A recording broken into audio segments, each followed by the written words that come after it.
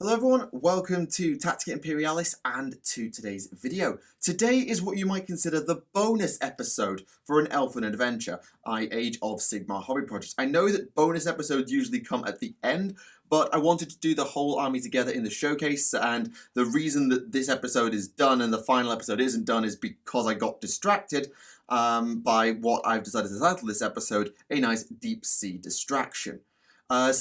Today we're going to be talking a little bit separately from Daughters of Khaine, which is the army I've been working on, and I'm almost done. I'm literally half a unit away from done, but I have got something Aelven anyway, so it does kind of fit, and that is a small force of Idoneth Deepkin. There was a little start collecting tournament going on at my games workshop. I've been able to compete a little bit in that, though I haven't played every single game. And I wanted to talk about my experiences with the Idoneth because I've got to use them a little bit.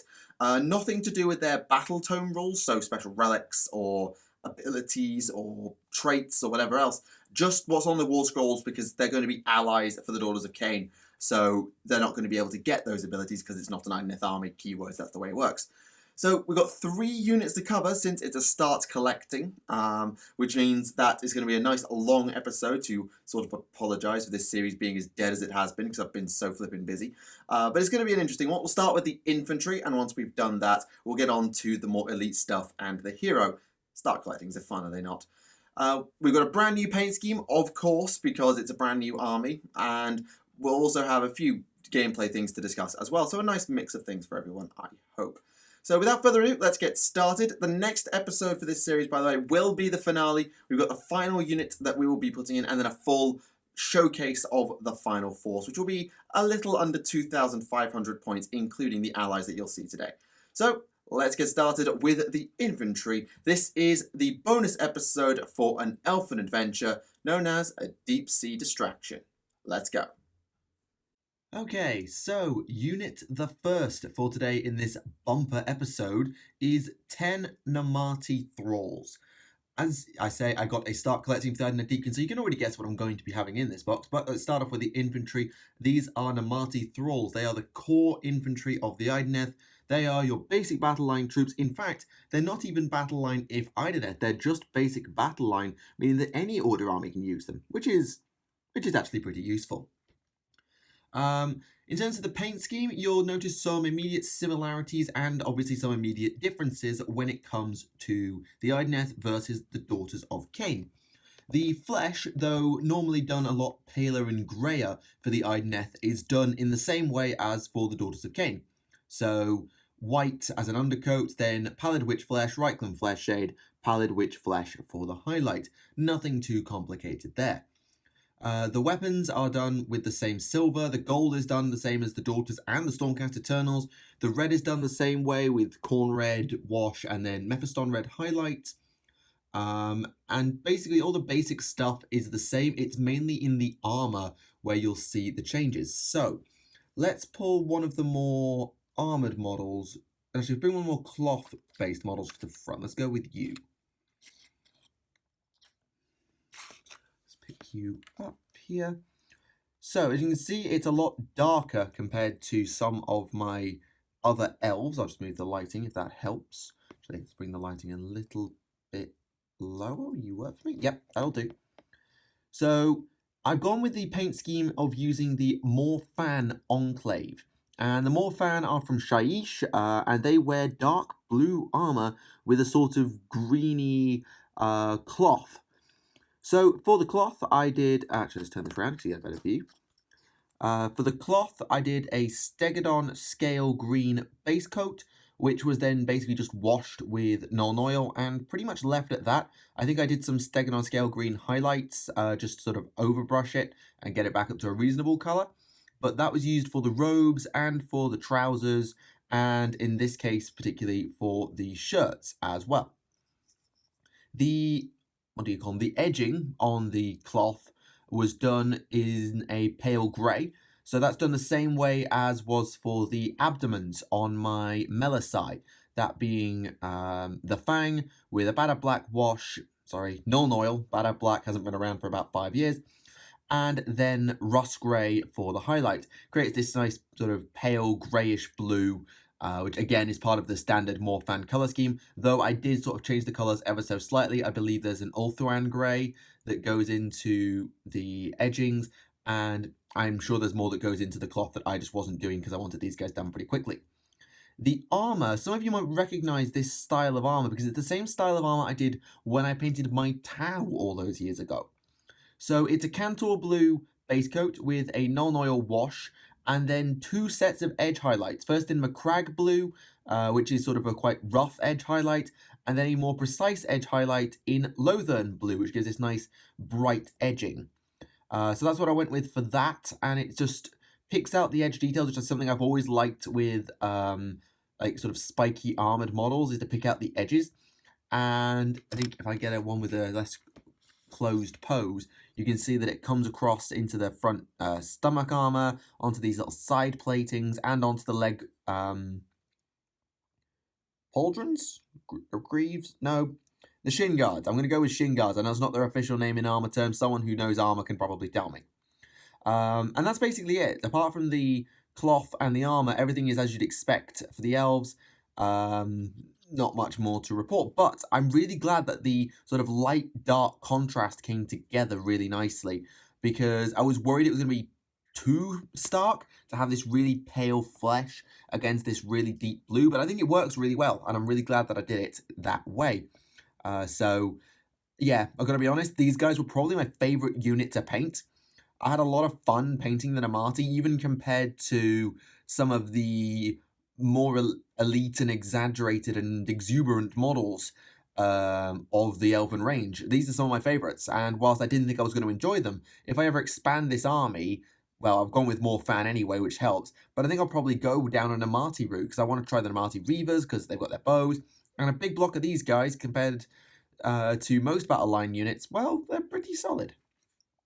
The basing scheme, you should also instantly recognise. That is the same as the rest of the Daughters of Khaine. I'll just get the light back up so you get a better view of that. So it's the Mechanicus Grey, is it? I've forgotten its name. Astrogranite, sorry. Astrogranite texture paint with a Null Oil wash, and then a rough dry brush of, what's it called? What I call Astronomicon Grey, though I think it's called Administratum Grey these days. I still have the old pot of Astronomicon Grey because I don't use it all that often. So that's the basing scheme. It ties it into the Daughters of Khaine because at the moment, at least, these guys are going to be allies to my Daughters of Khaine because I've only got a small force of them. And at the moment, whilst I do have an idea for a list, I'm not planning to expand them urgently. So, gameplay. Namarti Thralls are 140 points for 10 models, and they can hoard. I think it's 300 points for a hoard, maybe 360. Yeah, I think 360 is about right, so you save about 20 points per 10, which is pretty good. They have 1 wound, a 5-up save, bravery 6, and a move of 6 inches, sort of standard elven stuff. And they have the Lanmari Blade. This is the name for all of the two-handed weapons. They have 1 inch reach, 2 attacks each, 3s to hit, 3s to wound, 1 rend, 1 damage. So far, so sort of standard. I should also point out, by the way, that if you're wanting to do something with this kit, you get loads and loads of options. Like there's loads of spare swords and axes that I've got knocking about. And very rarely do the models repeat themselves. You'll notice that no 2 models repeat themselves here, really. So consider that an up. Very few repeats. So good thing. Consider that as a plus for this kit. I like that. I approve. Anyway, carrying on. They can have 1 in 10 as icon bearers. Now, admittedly, I have 2 in my 10. That's because they FAQ'd it, and I didn't realise that they'd FAQ'd it to be 1 in 10, so I just used the 2 in the box. So only one of them will be the official icon bearer, and I'm thinking it will probably be this one right here, because it's a slightly fancier icon, and it's also, I think, the first model in this unit I actually did. So that gives rerolls the Battle Shock test, which is good when your bravery is only 6 and you're dying in droves. And you also get +1 attack for that model, which is pretty good. However, the main gimmick of the Namarti is their Sweeping Blows ability. So they get +1 attack if all the attacks made with the weapon targets an enemy model with a wounds characteristic of 1. So against other infantry like them, these guys have got 3 attacks a throw with rend. Yeah, that hurts. That really hurts. And on the other end, add 1 to the damage characteristic instead if all of the attacks made with the weapon target enemy models with a wounds characteristic of 4 or more. Now, there are a lot of units in this game with 4 or more wounds. Ogres, most, if not all, heroes. In fact, basically, almost any semi-elite heavy cav has 4 wounds these days, between Juggernauts, Dracos, Griff Chargers, the Fangmora Eels that we'll get to later. Most heavy cav has 4 wounds, almost every hero has 4 wounds, and a lot of heavy infantry has it as well. Like Blight Kings as well is a well-known one. So you're going to get damage 2 on these guys quite a lot, and they are vicious. These guys are really, really, really vicious. So I've played 2 games now with this Ideneth army, just as part of a little start collecting tournament, and these Namarti have already claimed a full unit of Dire Wolves, a Vampire Lord, and half a Cauldron of Blood, and half a unit of Melisai, and half a Hag Queen. And they've been involved in 4 combat phases, I think? Yeah, about 4 or 5 combat phases, and they've got an incredibly impressive kill count. That damage 2 has been amazing for them, and it's utterly vicious if your opponent doesn't know that it's coming. And whilst I haven't thrown them into a big block of infantry, because most start collectings don't come with big blocks of infantry, and these guys are a little bit slow, and my partners have been blitzing things with warp lightning cannons and zombie dragons. Don't ask about this tournament, it's a little bit wonky. Yeah, these guys hurt, and I really like them. So I think that if I'm going to ally anything into my Daughters of Khaine army, even if they're not battle line in a Daughters of Khaine army because they're allies, I think these guys will really fit into that army just as a good home base objective holder, or as something that can walk up to the mid board and sort of take over as the Witch Elves press on, because they're a little bit slower than Witch Elves. I think they're a really nice unit, and I'm glad to have them. In an Ideneth army, I'm not skilled enough to really know how these guys fit in because they're basic infantry, but most people don't use them. Probably because, well, eels. People just seem to prefer the eel strat, and that's fine. But I quite like the Namarti models, and I think if I do go with these guys, I'll get them up to a Namarti core. So a couple of units of Thralls, a couple of units of Reavers, and the next unit we're going to talk about. So, unit the second for today is an Isharan Soul Render, the most combative of the Isharan class, and generally a bit of a wannabe combat powerhouse, but more of a support hero than basically anything else. This guy is very useful, but definitely not as beat sticky as you might think. So a Spirit Seer? No, that's Eldari. A Soul Render is 5 wounds with a 4-up save, bravery of 8, and a move of 6. So he keeps up well with Namarti, and he's pretty tanky compared to them, and he's designed basically around supporting them. His Talon Hook, the big 2-handed weapon, has a 2-inch range with 2 attacks that hit on 3s, wound on 3s, with 1 rend and damage 2. So decent support hero stats, nothing particularly special. He also has a Hangman's Knot ability based around the rope. That means that he can potentially reroll to hit against heroes, so not too bad, all things considered. And he also gets this little fish. I'm just going to turn this around. This is a Raker Dart, and it has D3 attacks with a 3-inch range. Yes, it's quite long range, with 3s, 3s, rend 1, damage 1. Kind of nice.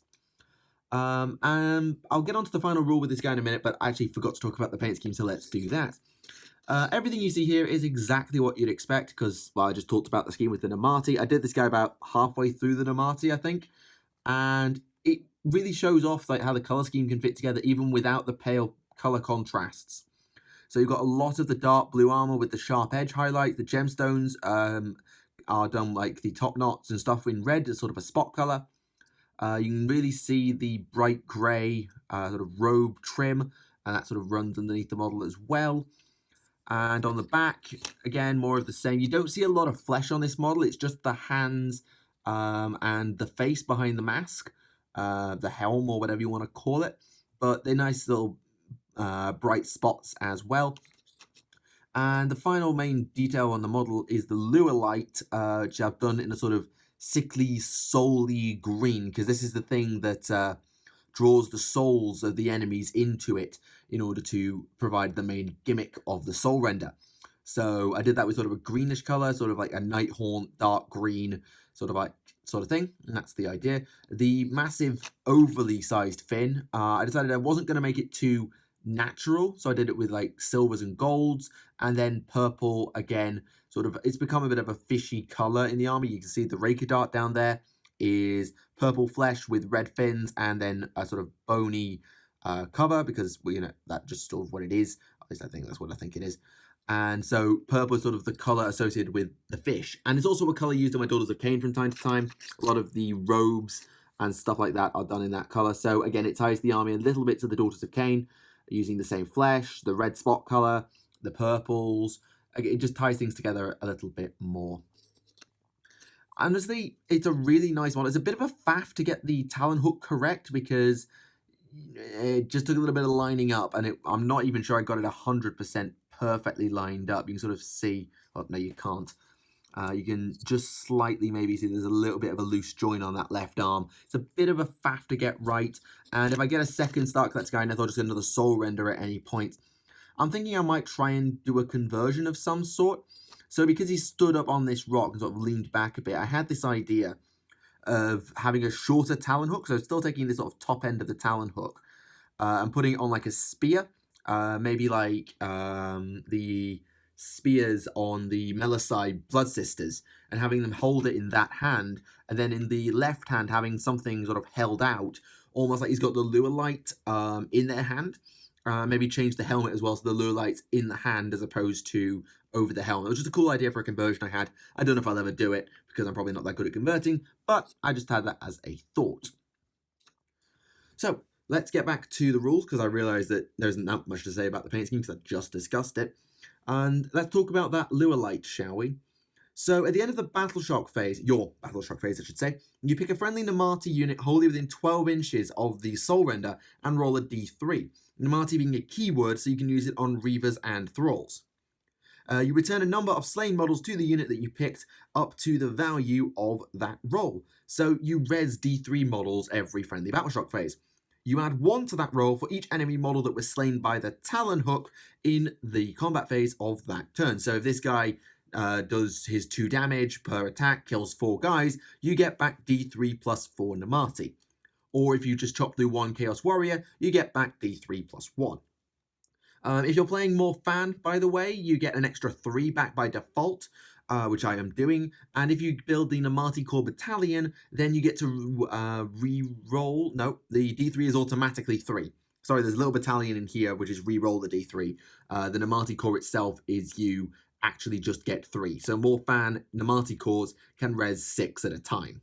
It's quite a nice ability, and one that I'll probably use if I expand this army to include it.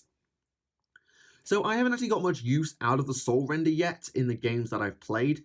I've mainly had him sort of babysitting the Morathi, allowing them to get their charges off, rezzing them if they get shot or damaged. He hasn't done that much himself, although he did get a good chance at killing a Manticore. He charged a Chaos Lord on a Manticore and got it down to 1 wound. It was already down to like maybe 3 or 4, thanks to the intervention of a Warp Lightning Cannon. But he got it down to 1 wound, and it was a lucky 50-50 save roll that spared it from death by poking the eye from a Raker Dart. So he's not a slouch in combat. He's not amazing, because, 2 damage 2 and d3 damage 1. For 100 points, which is what he costs, the main gimmick of the Soul Render is absolutely the res ability, as opposed to being an actual damage dealer. But that's alright, because that's what they're there for. They're there to res your Morathi, because your Morathi are absolutely vicious, as I've already explained. So, I'm glad to have the Soul Render, and I think it is probably my favourite Isharan hero. Though, if I do expand this army, I will absolutely get Lotan. Not particularly because I like them. I do like the model, but I also want the ability to buff Morathi. And whilst people have told me, oh, don't get Lotan, don't get Lotan, that's because people play Icalians. I just want to try a reasonably balanced list, which has got a pile of Morathi, so having Lotan to give them some rerolls, I think could be quite useful, and it's a cool model that a lot of people like, mainly because of the Octar, but hey.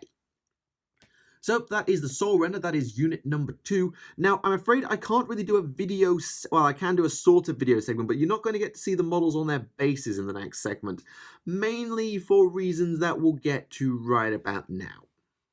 And finally, Unit the Third, the last unit of the Start Collecting Idoneth, is a unit of 3 Achelian Guard. In my case, they are Ishlayan Guard. They have the swords, as opposed to the Morsar Guard, who have the lances and the fancy hats.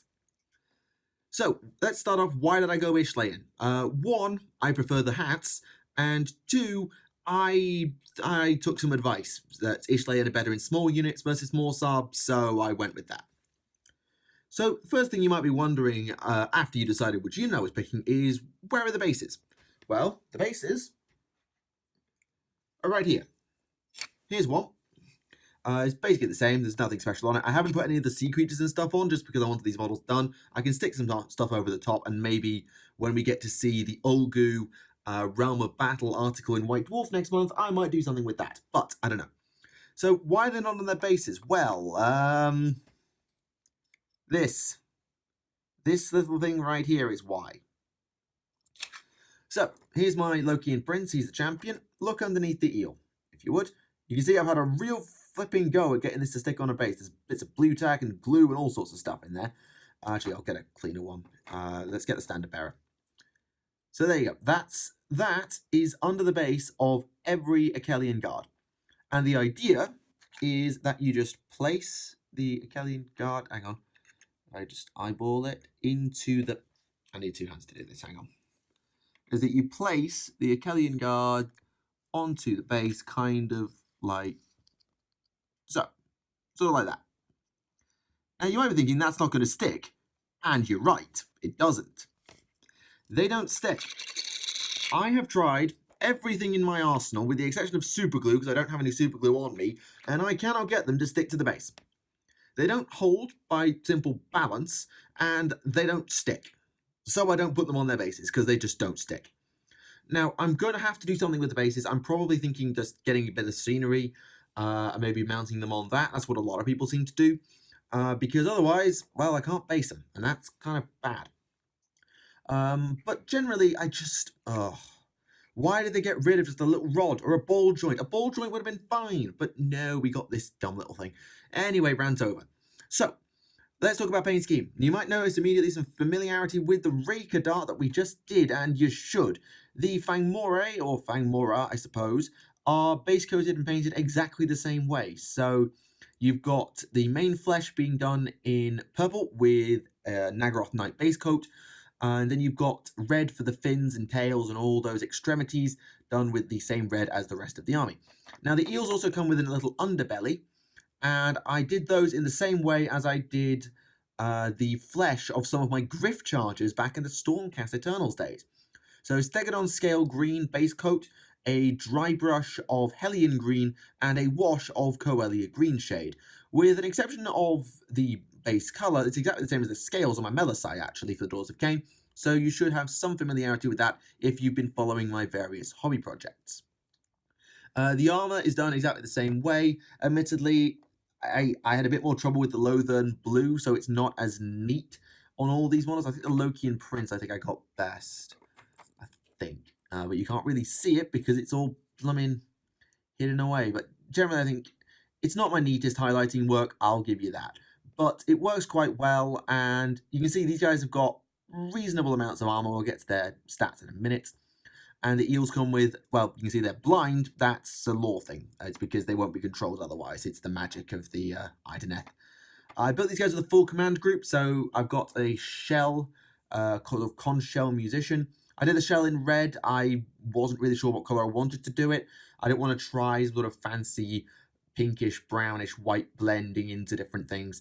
I'm not that good at painting, so I just went with a flat red because it's a good contrast and it would stick out, and it's also the spot colour of the army, as opposed to something like a blue or a dark green, which might get a little bit lost in the shuffle. Other than that, there's not a lot really to add. The saddles were done in the brown, sort of dark brown leather that I do for my Daughters of Khaine's, leather, and also for wood.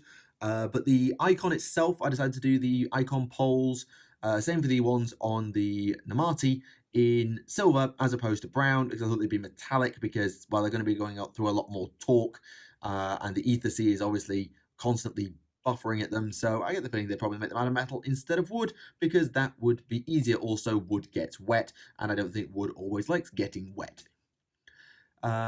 The fins at the tops of the helms are in silver. The Lokian Prince has some side fins as well, and it's the same for the Fangmora that he is riding. That's basically it. It's a really simple paint scheme. It only took me a couple of hours to knock a model out. Honestly, really quite quick. And if I was doing a slightly less finicky armor scheme and or doing it better, then you would see me doing it even better. You can see with the shields, because these guys have got shields, that I didn't do that good of a job. I almost ended up dry brushing the Lothern blue on in some places. So it's quite quick to do, and I do recommend it. And they're really quite easy to put together in terms of getting the ropes, the reins to line up with the hand and the shield and everything to line up. It works well. Just take your time, and they'll come up trumps for you. So, stat-wise, the Ishlayan Guard are your tanky version of the Akhelian Guard Eels. They are move 14 with 4 wounds, a 4-up save, and bravery 6, which is not terrible stats. I mean, move 14 is incredible. 4 wounds and a 4-up save is pretty solid. That's tough ogre stats. Bravery 6 is annoying, but you've got ways around that. For example, the Standard Bearer allows you to reroll battle shock tests, and generally these guys don't die that much, so shouldn't be too much of an issue. And you've got small units, you won't be taking many morale checks anyway. They have Hell Sabers, which is their swords. These guys have 3 attacks each, 3s and 3s, no rend, damage 1. The Maws of the Fangmora, they get 1 attack with a 1-inch reach, 3s and 3s, no rend, but damage is D3. And the Tails get D3 attacks with a 2-inch reach, D3 attacks, 3s and 3s, no rend, damage 1. So they've got absolutely no rend on them. But to be fair, neither do the Morsar Guard, the sort of lance version, except when they charge. Then they have rend 2, damage 2, and they hit a bit more like a brick. They can fly. Their Lokian Prince gives them +1 attack, or gives himself +1 attack, and the Musician allows them to re-roll their charges, which is a good thing because these guys have been botching charges left, right, and centre.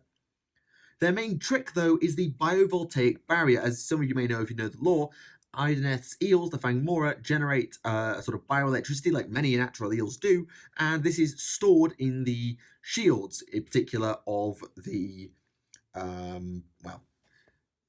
the Ishlayan Guard. And what that does, it means they are immune to rend, and it also means that on the charge they get a 3+ save, which means they are one of the tankiest cavalry units probably out there. Sure, they're no Dracoth cavalry who have a 3-up rerollable save and 5 wounds, but against the right opponent, they are tankier than Dracoth cavalry because they just have a flat 4-up save. A 5-up rerollable is roughly equivalent to a 4-up, and a 6-up rerollable, well, that's terrible. So their 4-up flat is very good, and on the charge, that's a 3-up flat. You can't modify it. Sure, you don't have the same access to rerolls, you only have Mystic Shield, but these are pretty damn tanky, and in the games I've played with them, they have done exactly that. Their improved saves have allowed them to tank a lot more than they had any right to tank, but once the damage got through, they did fall over quite quickly, mainly because they were fighting an Avatar of Khaine, and that thing's damage 3. So the main thing with this unit to watch out for is mortal wounds. Mind you, though, you are going to be playing in Tactica most of the time with these guys, and they can't be shot unless they are the closest visible unit, so they're quite safe from artillery. Your main threat with them is magic, but you can use them to hunt witters down because they're move 14, and they're not exactly a slouch when it comes to punching things.